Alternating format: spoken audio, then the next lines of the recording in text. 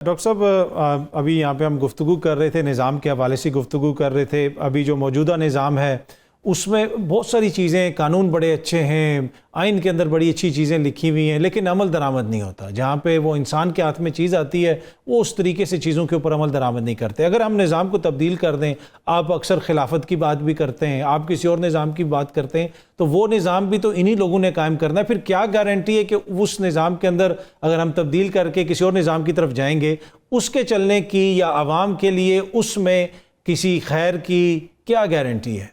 بسم اللہ الرحمن الرحیم. بہت شکریہ شاہ جی. سب سے پہلے تو دیکھیں، نظام کی جب ہم بات کرتے ہیں تو ڈسپلن ہے، بیسیکلی یہ نظم سے نکلا ہے. تو ہم جس نظام پہ بات کرتے ہیں وہ بد نظامی ہے یا بد انتظامی ہے، وہ سسٹم کا الٹ ہے. تو پہلی بات ہے یہ سسٹم ہے ہی نہیں جس کی ہم بات کرنا چاہ رہے ہیں. سسٹم وہ ہوتا ہے، میں غالباً دیکھ رہا تھا الفارابی نے جو verse number 85 chapter 4 of the holy Quran لیا ہے، وہ کہتا ہے اسلامک گورننس ماڈل کی بیس یہ ہے کہ اطیعوا اللہ و اطیعوا الرسول و اولی الامر منکم و ان تنازعتم فی شیء فردوہ الی اللہ ورسول، کہ اللہ اور اس کے رسول کی انکنڈیشنل اطاعت ہے، اس میں امنڈمنٹ کوئی نہیں ہو سکتی. یعنی قرآن و سنت کے قوانین میں کوئی ترمیم نہیں کر سکتا. جب آپ کے پاس یونیورسل ایسی بائنڈنگ ہے کہ اس کو کوئی چھیڑ نہیں سکتا، وہ بیس ہوگی. پھر اس کے بعد اولی الامر جو اس قرآن و سنت کی روشنی میں ڈیسیژن میکنگ کریں گے، لوگوں کو فیسیلیٹیٹ کریں گے.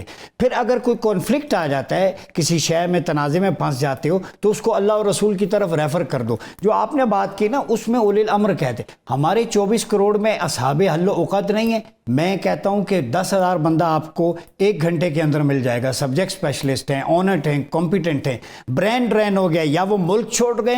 آج ترکیہ کی یونیورسٹیوں میں 10 یونیورسٹیوں میں پاکستانی ٹاپ رینک برین جو ہے وہاں پہ سائنس، ٹیکنالوجی، سوشل سائنس پڑھا رہا ہے. اسی طرح یو کے اندر، امریکہ کے اندر، کینیڈا کے اندر پاکستانی سائنٹسٹ، ڈاکٹرز، انجینئرز وہ اسی سسٹم کی پیداوار ہے نا، یہیں سے پڑھ کے گئے. انہیں یہاں جاب اپورچونیٹیز نہیں. تو آپ نے جو صفائی تھی، جن لوگوں نے امام بننا تھا ان کو آپ نے باہر بھجوا دیا. اتنا مایوس کیا چونکہ آپ کرپٹ پریکٹسز والا سسٹم چاہتے ہیں جو اشرافیہ کو سوٹ کرتا ہے. اگر کمپیٹنٹ لاٹ آ گئی تو آپ کی دکانیں بند ہو جائے گی. پرابلم اصل میں یہ ہے، یہ سمجھنے والی قوم کو چیز ہے جس کی طرف یہ آن پرپز آپ کہہ رہے ہیں کہ جو بندہ قابل ہے اس کو سسٹم جو ہے کہتا ہے اس کو اندر نہیں آنے، اچھال کے باہر پھینک دیتے ہیں. وہ سسٹم رہنا ہی نہیں دیتا، چونکہ وہ بندہ آئے گا تو پیوریفائی کرے گا. شاید اس کی مثال یہ ہے کہ آپ گٹر کے اوپر کارپٹ رکھے، کب تک غلاظت، جب ابلے گا تو وہ کارپٹ بھی گندا کر دے گا. پرابلم یہ ہے کہ پھر آپ یہ سمجھتے ہیں کہ یہ نظام تبدیل ہونا چاہیے. نہیں، نظام تبدیل ہو اور نظام کے اندر ریفارمز ہوں. اگر ریفارمز پوری طرح ہوتی ہیں، مثلا ابھی 2028 تک کا سود کا کہا گیا، معذرت کے ساتھ میں آپ کے شو میں یہ بات کروں گا، 28 تک پھر حلال ہو گیا سود. کارپوریٹ سیکٹر جو بھی کچھ کر رہا ہے، میں اس لیے کر رہا ہوں کہ میں نے خود پروگرامز میں اسلامی نظریاتی کونسل کے چیئرمین کی ریکمنڈیشنز دیکھی ہیں. جسٹس انور شاہ صاحب کی، یہ مفتی صاحب بیٹھے ہیں جانتے ہیں، ان کا پورا کام دیکھا ہے. 10 اسکالرز نے بلا سود بینکاری کا سٹرکچر دیا ہے، کیوں امپلیمنٹ نہیں ہوتا؟ یہ بہانے بازی ہے. 2028 تک آپ اللہ اور رسول کے ساتھ جنگ جاری رکھیں، جاری رہے. پھر دوسری بات، فیڈرل شریعت کورٹ، اسلامی نظریاتی کونسل، یہ بائنڈنگ نہیں ہے پارلیمنٹ کی کہ ان کے فیصلوں پر عمل کرے، ضروری نہیں ہے. یہ اسلامی نظریاتی چیئرمین کے کونسل کے چیئرمین نے مجھے کہا ہے. تو اب یہ ہے کہ جب تک آپ وفاقی شرعی عدالت کو سپریم نہیں لاتے، اس کے انڈر ساری چیزیں، ادروائز تو اس کے اوپر پھر کوئی عمل درآمد ہی نہیں کرے گا فیصلہ. وہی نا، اب ججز کا احتساب آپ کر رہے ہیں تو ممبر آف پارلیمنٹ کا احتساب نہیں ہونا چاہیے. 5 سال کرپشن کرتے رہے، لوگوں کو اٹھاتے رہے، جبر کرتے رہے، تشدد کرتے رہے. ویسے اب یہ گلا وہ شریعت کورٹ کا بھی ختم ہو جانا چاہیے، کیونکہ اب سپریم کورٹ کے فیصلے بھی کوئی نہیں مانتا اب جو اس وقت جو حالت ہو چکی ہے. اچھا ڈاکٹر عمر ریاض عباسی صاحب، بات کی کہ ہمارے بہت سارے مسائل ہیں. ملک صاحب نے بھی جن چیزوں کی طرف اشارہ کیا وہ بڑی امپورٹنٹ ہیں کہ ہمیں باہر سے فنڈنگ آتی ہے، باہر سے بتایا جاتا ہے، پھر ہم کرتے ہیں. حال ہی میں کچھ عرصہ پہلے پاکستان میں ایک ہاتھی بیمار ہو گیا. ہم نے دیکھا کہ پھر باہر سے لوگ آئے، انہوں نے بتایا کہ اس ہاتھی کا علاج کیسے کرنا ہے، اس کو کیسے لے کے جانا ہے، آپ نے صحیح نہیں رکھا.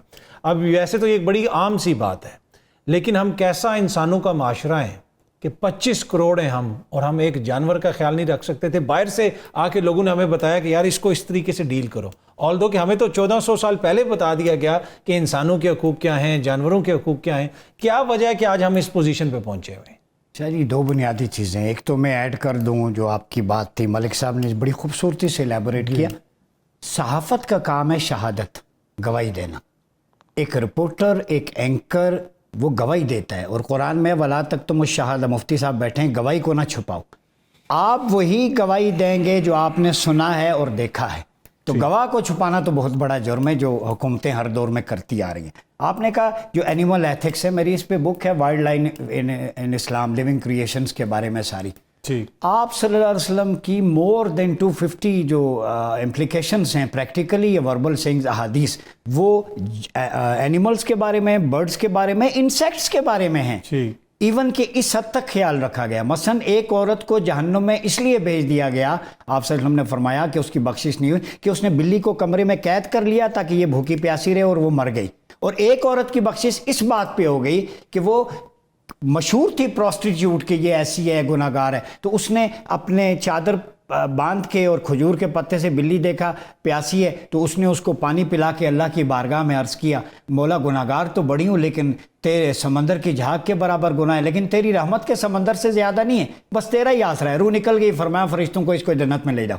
آپ صلی اللہ علیہ وسلم نے صحابہ سے کہا کہ بخشی گئی. کیوں؟ کہ اس نے ایک مخلوق کی جان بچائی ہے.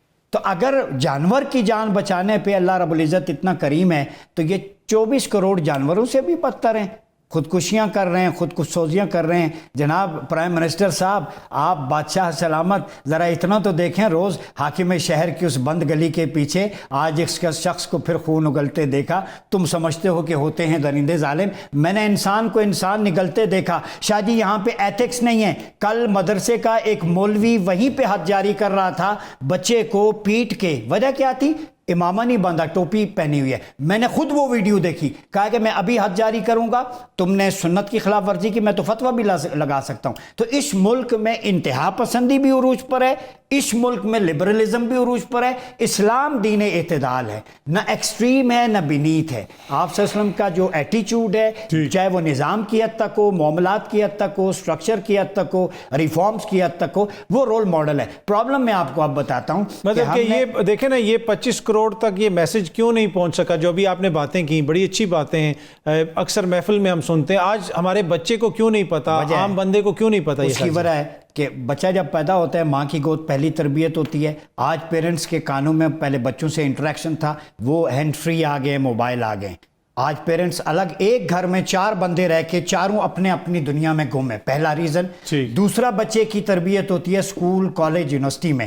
وہیں پہ انوائرمنٹ آپ دیکھ لیں، استاد کا اور وہاں کی ایڈمنسٹریشن کا کام ہوتا ہے. وہاں بریکس میں کیا کچھ ہوتا ہے آپ کے سامنے. تیسرا ہوتا ہے مسجد. مسجد میں تو جانے کے قابل ہی نہیں چھوڑا. اگر وہ ٹوپی کے بغیر آتا ہے، اگر اس کی داڑھی نہیں ہے، آپ بھگا دیتے ہیں. جمعے پہ وہ جاتا ہے تو اسے سیکٹ کی تعلیم ملتی ہے، اسلام نہیں ملتا. مسلک کی ترویج ملتی ہے، اسلام غائب ہوتا ہے. جس دن ہماری مساجد میں اسلام کی ترویج ہونا شروع ہو گئی، سوشل اسلام پڑھانا شروع ہو گیا، نیبرز کے رائٹس، پیرنٹس کے ایتھیکل ریلیشن شپ، اس دن آپ معاشرہ بدل چلے.